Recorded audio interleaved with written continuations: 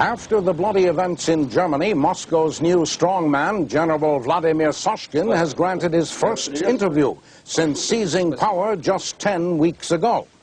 Earlier today, Soviet Foreign Minister Rubanov blamed the Western news media for fomenting the recent trouble in East Berlin.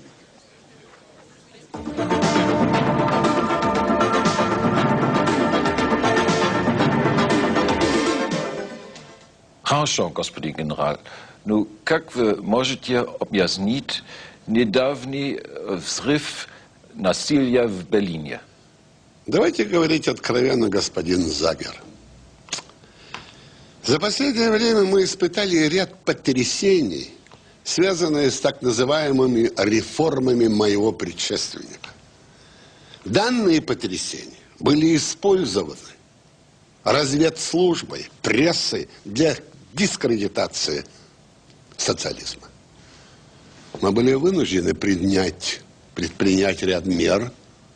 Вот и все. На данный момент миролюбивое человечество озабочено возрождением фашистских и, если вам угодно, неонацистских тенденций в Западной Германии. Вам известно, в подтверждение этого зверское убийство генерала Леонова во время мирной миссии с государственным секретарем США. И я думаю, что это является угрозой не только для Востока, но и для Запада. Господин генерал, они здесь всегда сказали, что Запад виноват. Вы действительно знаете, что Запад несет ответственность за беспорядки в Восточной Европе? Ситуация не так проста. Но очевидно, что западный сектор Берлина был базой для агрессивных действий против наших социалистических странок.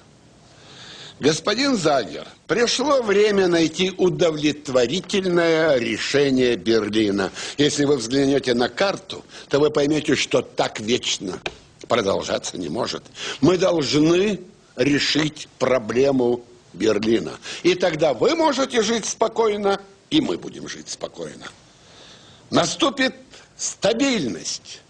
И я просто уверен, несмотря на то, что у нас разные системы, но мы можем жить, сосуществовать в третьем тысячелетии. Within hours of Soshkin's televised threats to West Berlin, NATO's tactical nuclear missiles stationed in West Germany receive orders to go on operational alert. Some damn fool, I can't remember his name, he was an American colonel.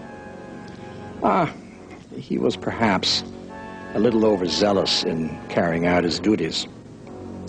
Now, of course, he was entirely within his authority to take this action. Now, this kind of alert status was actually not entirely unusual. It's the circumstances, you see, under which it was done, which made it rather unwise.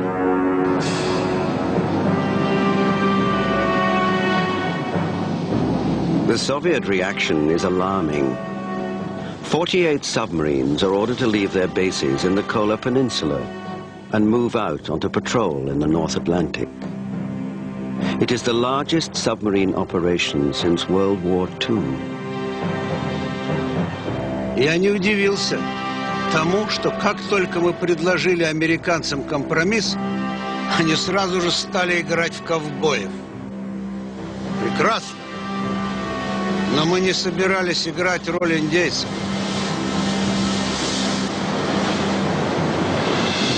Reports of these maneuvers, as they are tracked and monitored by the British Navy, raise deep concern in the capitals of Western Europe. Classified Roxham, Type 23 Soviet nuclear, intent prosecuting, track 2512. This is Lima 2 Bravo, Roger, out.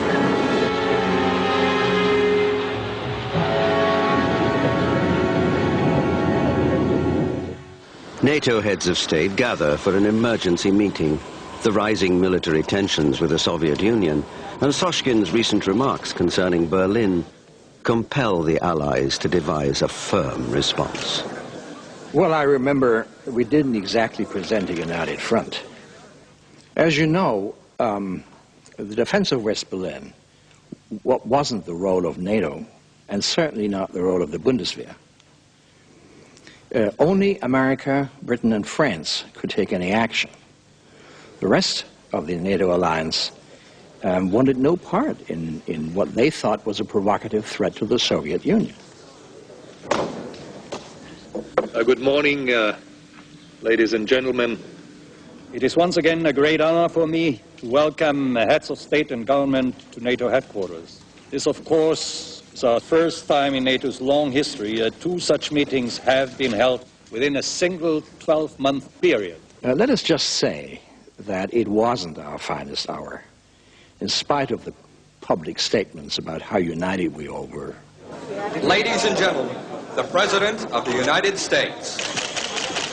I would be glad to take some questions. Mr. President, do you believe that Soshkin may be preparing to take some form of military action against NATO territory? I can't predict what he's going to do, but I can tell you that we are continuing to implement our forces, and we are continuing to prepare for any eventuality.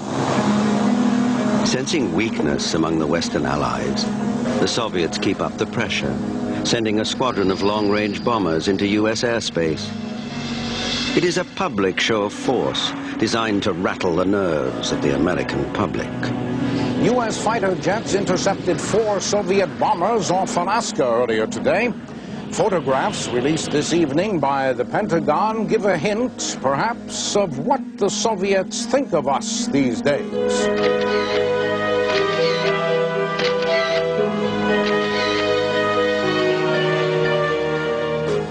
On January the 15th, Western leaders reluctantly give the order to begin a massive airlifting of Allied forces into West Germany. 5,000 troops arrive every day. Despite the extraordinary size of the deployment, official announcements call it a strictly defensive move. Meanwhile, in West Berlin, the reinforced Berlin Brigade is fully mobilized and put onto the highest state of alert. 40 years of peace and stability in a divided Europe is beginning to fall apart. Fearful and uncertain of the West's political and military intentions, Soshkin chooses to seize the initiative.